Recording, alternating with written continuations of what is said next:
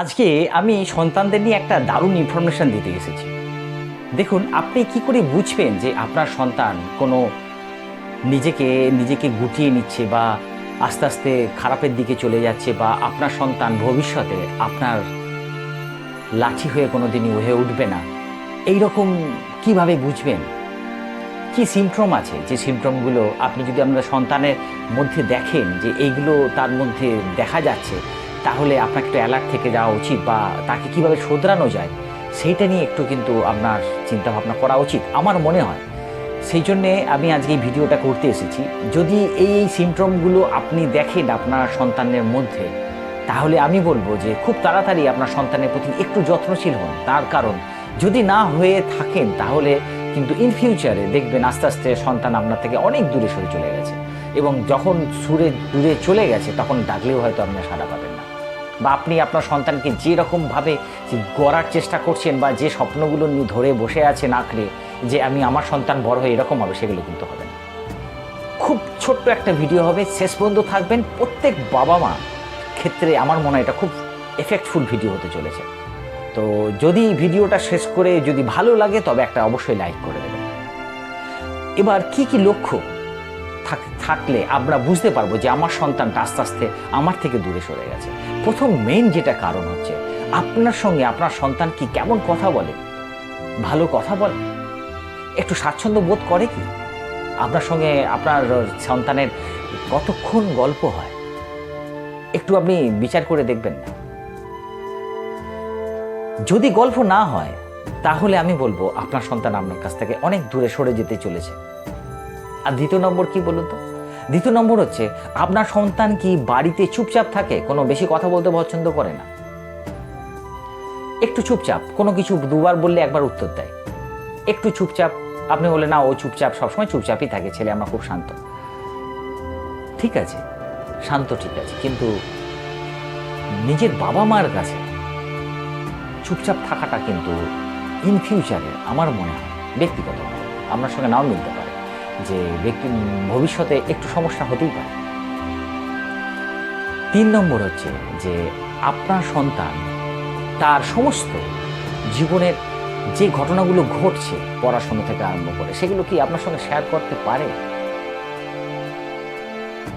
Share করেছে কোনোদিন? গল্প করেছে? লক্ষ্য করে দেখবেন। যদি না করে, একটু যত্নশীল হতে হবে। আর 4 নম্বর কি বলুন তো? 4 নম্বর হচ্ছে, আপনার সন্তান কোনো কিছু করার আগে আপনার মতামত জানে কি? কোনো কিছু করতে যাচ্ছে, সেই করার আগে আপনার সঙ্গে একটা পরামর্শ বা আপনাকে জিজ্ঞাসা করছে যে এরকম একটা কিছু করা উচিত বা করব? যদি করে, তাহলে কিন্তু আপনার সন্তান ঠিক ট্র্যাকেই আছে, আপনার সাথে দারুণ একটা অ্যাডজাস্টমেন্টের মধ্যে আছে, সে কোথাও একটা ভরসা করে।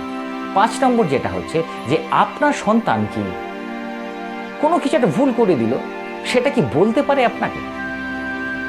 আপনার মা বাবাদের বলছি, বলতে পারে আপনাকে? যদি বলতে না পারে, তাহলে কোথাও একটা ভয় কাজ করছে। ভয় থাকা দরকার আছে অবভিয়াসলি, কিন্তু কোনো ভুল কাজ করার পর বলাটা কিন্তু দরকার। ও ভয়টা অতটাও হওয়া উচিত না যে আমি কোনো ভুল কাজ করে এসে মা বাবাকে বলতে পারবো না। যদি বলতে না পারি, তাহলে আমি মা বাবা আমার সঙ্গে বন্ধুত্ব সম্পর্ক নেই। কখনো শাসন করতে হবে, কখনো বন্ধু হতে হবে, তবেই আমার সন্তানটা আমার মতো হবে। এই যে 5টা কারণ, এই 5টা চরিত্র যদি আপনার সন্তানের মধ্যে যদি ঠিকঠাক না থাকে, তাহলে আমি বলবো একটু সচেতন হন। যদি আমার সন্তান যদি কথা না বলে চুপচাপ থাকে, তার মানে সে রিজার্ভ হয়ে গেছে, তার প্রাণ খোলা নয়। আপনি ম্যাক্সিমাম 80% থেকে 90% আপনি ছেলের মানুষকে দেখবেন যারা বেশি চুপচাপ থাকে, বেশি কথা বলে না, সবার সঙ্গে সবাই মিশছে, সে বেশি প্রাণ খুলে মিশতে পারে না, তাদের মনটা সবসময় অন্যদিকে চিন্তা করে, একটু অন্য জগতে থাকে। হ্যাঁ, বেশি কথা বলা হয়তো ভালো নয়, বাচালতার কথা বলছি না আমি, কিন্তু বাড়িতে একটু পারফেক্টলি থাকতে হবে। তো বাড়ি এমন একটা জায়গা যেখানে প্রাণবন্তভাবে থাকা যায়, সবার সঙ্গে ফ্রিভাবে থাকা যায়, কারণ ওখানে সবচেয়ে আমার আপন মানুষগুলো থাকে। ওইখানে একটু কথা বলবো না, ওখানেই রিজার্ভ থাকবো কেন? আমি অনেক বাড়িতে দেখেছি তার সন্তানরা মা বাবার সঙ্গে বেশি কথা বলে না, চুপচাপ থাকে।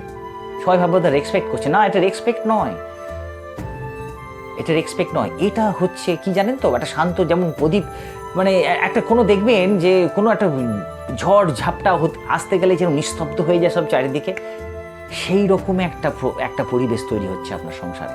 ওটা কাটান। তাহলে কি করব আমি আমার কথা হচ্ছে যে আপনি সন্তানের সঙ্গে বেশি সম্পর্ক ঠিক করুন এবং বেশি সময় কাটান, বন্ধুর মতো মিশুন, তার সঙ্গে গল্প করুন, ওর মতো করে গল্প করুন, ওর যা বলছে শুনুন, ওর যে সমস্যাগুলো সব শুনুন। বাড়িতে যখনই সে আসবে কি হলো না হলো খবর নিন, কোন বন্ধুর সঙ্গে কী রকম ব্যবহার করলো, ও কেমন এ কেমন, যা বলছে সব প্রাণ খুলে শুনতে হবে। চুপচাপ থাকতে দেবেন না তাকে প্রাণ খুলে আপনার সঙ্গে মা বাবার সঙ্গে প্রাণ খুলে কথা বলবে না, এটা হতে পারে নাকি? প্রাণ খুলে কথা বলুন। ভয় তো দরকার আছে, অবভিয়াসলি আপনাকে ভয় করতে হবে, কিন্তু ভয় করার সাথে সাথে আপনি তার বন্ধু হতে হবে। সেটাই আপনার ক্যারিট, মা বাবার ক্যারিট। সেটা আমরা যদি ক্যারিট রাখতে পারি যে তাকে সন্তানকে যদি বন্ধুর মতো মিশতে পারি, তাহলে কিন্তু দারুণ একটা জায়গা তৈরি হতে পারে। তো এই জায়গাটা একটু পারফেক্টলি কেয়ার নেওয়ার দরকার আছে। এবং সে যদি কোনো ভুল করে দেয়, সেই ভুলটা কিন্তু আমাকে বলে, যেন সেই জায়গাটা দিতে হবে। অনেক সময় দেখবেন না, ভুল করে সেটা লুকিয়ে চলে যায়, এটা কিন্তু দারুণ খারাপ। এটা ম্যাক্সিমাম ক্ষেত্রেই প্রত্যেকটা সন্তানরা তাই করে। কিন্তু যদি আপনার সন্তানটা ভুল করে সে আপনাকে বলতে পারে ভুলটা, তাহলে ভাববেন আপনার সংস্কারটা দারুণ একদম।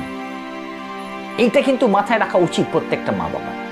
তাহলে এই 5টা পয়েন্ট আমরা যদি ঠিকঠাকভাবে রাখতে পারি, একটা হচ্ছে যে ওকে আমি কখনো রিজার্ভ থাকতে দেবো না, সবসময় তার সঙ্গে কথা বলবো, এবং কথা বলতে গেলে আমাদের পরিবেশটা, বাড়ির পরিবেশটা সবসময় সবার সঙ্গে গল্প করার পরিবেশ তৈরি করুন।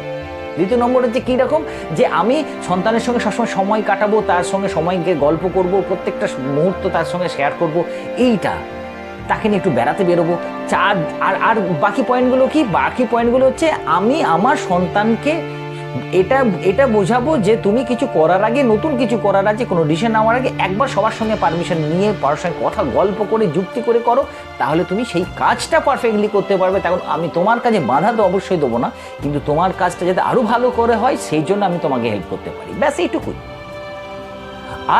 আর কি কোনো কিছু অন্যায় হলে তুমি আমাকে বলো, আমি তোমাকে বকাঝকা করবো না, কিন্তু তুমি যাতে এই নেক্সট বারে না করো তার কিছু সলিউশন দিতে পারবো। এই রকমভাবে আমার মনে হয় প্রত্যেকটা মা বাবাকে যদি আপনার সন্তানকে যদি করতে পারি, তাহলে ওই সন্তান কিন্তু পারফেক্ট হবে। আর এই সিমটমগুলো একটু যদি থাকে আপনার সন্তানদের, একটু কেয়ার নিন প্লিজ, না হলে কিন্তু ইন ফিউচারে আপনাকেই চোখের জল পেতে হবে। কারণ এই সিচুয়েশনটা গড়ার পেছনে আপনিই দায়ী, তাই আপনাকেই কেয়ার নিতে হবে। Okay bye. এই ভিডিওটা যদি মনে হয় খুব এফেক্ট হতে পারে মানুষের, তাহলে একটু শেয়ার করে দেবেন। আবার আসবো নতুন একটা ভিডিও নিয়ে। আজকের জন্য টাটা, বাই।